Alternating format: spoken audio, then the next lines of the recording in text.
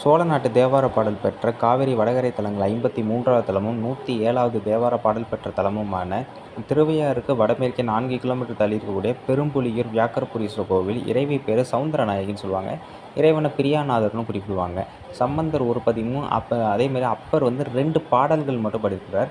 பொதுவாக நவகிரகங்கள் சூரியன் கிழக்கு நோக்கி வரும், மற்ற கிரகங்கள் எல்லாம் வேறு வேறு திசையில் இருக்கும். ஆனால் இங்கே எல்லா கிரகமும் சூரியனை நோக்கி இருக்கும். அது மட்டும் இல்லை, திருப்புகழ் கோயிலும் கூட அருணகிரிநாதர் இங்கே முருகனை போற்றி பாடியிருக்கிறார்.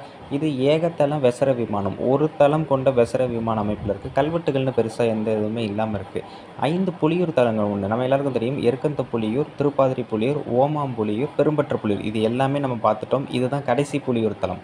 இது காவிரி வடகரையிலையும் வருது. இந்த கோவில் பார்த்திங்கன்னா பெரும்பாலான ராஜராஜ சோழருடைய கல்வெட்டுகள் இப்போ சிதையுண்ட நிலையில் இருக்கிறதா சொல்கிறாங்க. அதே மாதிரி பார்த்திங்கன்னா இந்த கோவில் மதுரை சுந்தர சுவாமிகள் அப்படிங்கிறவரால் கொஞ்ச காலத்துக்கு முன்னாடி தான் புனரமைப்பு செய்யப்பட்டு வெளிக்கொணரப்பட்டது.